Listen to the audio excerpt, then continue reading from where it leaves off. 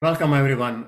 Today, I would like to relate to you a story of Buddha Siddhartha, who was actually a king, and actually, he was the heir to the kingdom and was protected by his father not to see the bad things in life, pain, suffering in life.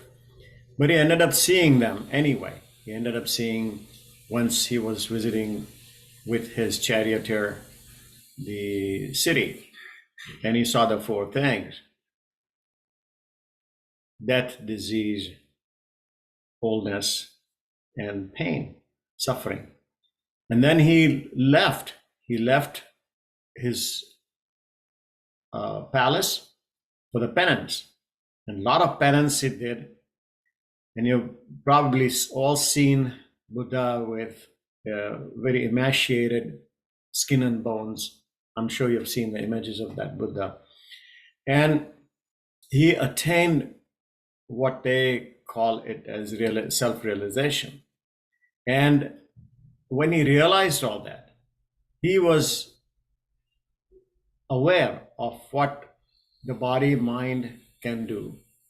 And through all that penance, he came to a realization that the body is useful, so is the mind, useful to practice the eightfold path.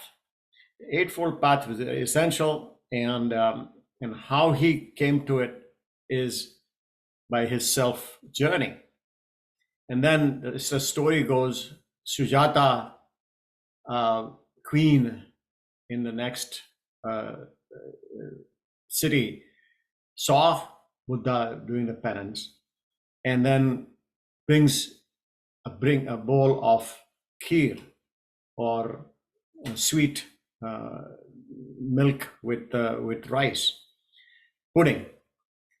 And then he created this eightfold. An eightfold path is very simple in a way, but it says right view. All the right things. Right view means you're looking at things. Right thought. Right view means all the sensations and like five senses that we have. Create the right input into our mind. Then right thought. Then comes the thought. From the input of all the senses, we develop thoughts. We have thoughts, pluses and minuses, because we see various things outside. We have a correct analysis of the thought, the right thought, and then a right speech. We speak the right things. And obviously, these are the filters that we need to develop with practices. And then right action. From speech, it leads to action. And then action creates right livelihood. Everybody has to live. And he does not say, inaction. He says, go and do the right livelihood. And in what way? With right efforts. Not stealing money or bank robbery and things like that. Right livelihood, right effort. And then right mindfulness. In other words, develop a situation where you say, well, this is wonderful gift and wonderful ability that one has developed through all these right path so far, and focus on it. Right concentration. Mindfulness and concentration also is included in that. So eightfold path was formed in this fashion. Once we practice this eightfold path, and they are not difficult, it's just that we need to be aware of them and practicing on a regular basis. Now, many times it happens that we all get affected by what we see outside in the world, what we see and what we think about it. We have so many negatives that can come our way.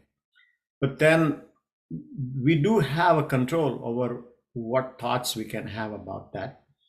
We have a screening technique. What is good? What is bad? What are the values that carry? Now, child growing up needs to be taught, obviously, about the good values and not so good values. And the same way holds true for after thinking, speaking. Do we have an ability to control our speech? Think about that.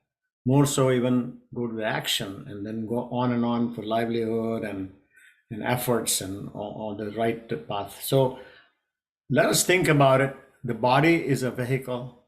There is no need to do a lot of penance.